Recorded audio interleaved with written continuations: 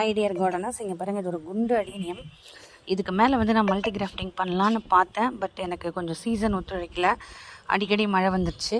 அதுக்கப்புறம் இதில் வந்து டேப்பை போட்டு இழுத்து கட்ட முடியலைங்க. ஒரு ஆணி மாதிரி இந்த இடத்துல, அதாவது எந்த இடம் இங்கே பாருங்கள், இந்த இடத்துல ஒரு ஆணி, இந்த இடத்துல ஒரு ஆணி அடித்தா தான் இதை இழுத்து பிடிச்சி கட்ட முடியும் போல இருக்கு.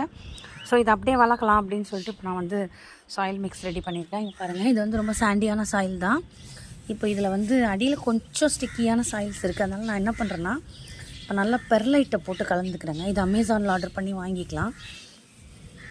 இப்போ பாருங்கள், இந்த பெர்லைட்டை வந்து நான் நல்லா கலந்துட்டேன். இப்போது கொஞ்சம் ரைஸஸ்க்கெலாம் கலக்கலான்னு பார்த்தா அந்த மூட்டை வந்து ரொம்ப பேக் பண்ணி எடுத்து வச்சாச்சு. சரி, அப்படியே நட்டு விடுவோம். கொஞ்சம் வந்து நமக்கு மண் மேலே டவுட் இருந்ததுன்னா தண்ணி ஊற்றாம விட்டுருணுங்க. இந்த ஒரு செடிக்கு மட்டும் நான் ஒரு வாரம் தண்ணி ஊற்றாம விட்டுட்டேன்னா இது நல்லா ட்ரை ஆகிடும். அப்புறம் தண்ணி ஊற்றும்போது ட்ரைன் ஆக ஆரம்பிச்சிடும். எப்படி ஏரி தண்ணியில் தண்ணி நிறைய தேங்கி சேராக இருக்குது இல்லைங்களா, அதே ரூல் தான். ஆற்று தண்ணி வந்து மணலாக இருக்கும். ஸோ அந்த ரூல்ஸ் படி நம்ம மெயின்டைன் பண்ணிக்க வேண்டியது தான். இப்போ இந்த குண்டு செடியை தூக்கி பாருங்கள், நான் அப்படியே வச்சுட்டேன். அது நல்லா குண்டா சட்டி மாதிரி உட்காந்துக்குச்சு. இப்போ மண்ணை தள்ள வேண்டியது தான். இங்கே பாருங்கள், இதுவே போதுமானது. மேலே நம்ம அடீனியம்ஸை மட்டும் கொஞ்சம் தூக்கி நடுறது எதுக்குன்னா, அடியில் நட்டோம்னா கொஞ்சம் தண்ணி தேங்கி வந்து அழுகி போகிறதுக்கு வாய்ப்பு. ஸோ இந்த மாதிரி நம்ம மேலாக நட்டு விட்டுறலாம். மேல் மண் காய செடி அழுகி போகாமல் நமக்கு சேஃபாக இருக்கும்.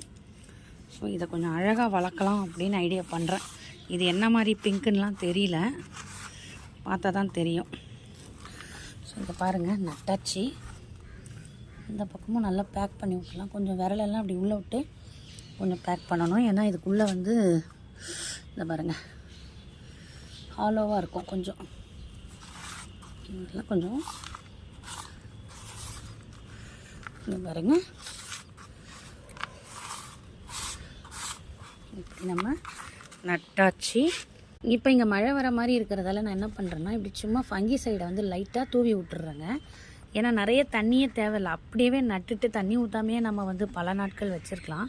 இது பாருங்கள், இந்த அளவுக்கு நம்ம போட்டோம்னா போதுமானது. இப்போ மழை வந்தால் கட்டாயமாக வந்து இந்த ஃபங்கி சைடு அப்சார்ப் ஆகிடும். ஸோ மேலேயுமே கொஞ்சம் ஃபங்கி சைடு வந்து இப்படி போட்டு விட்டுறலாம். ஸோ இப்போ இது நல்லா வந்துருங்க, சூப்பராக.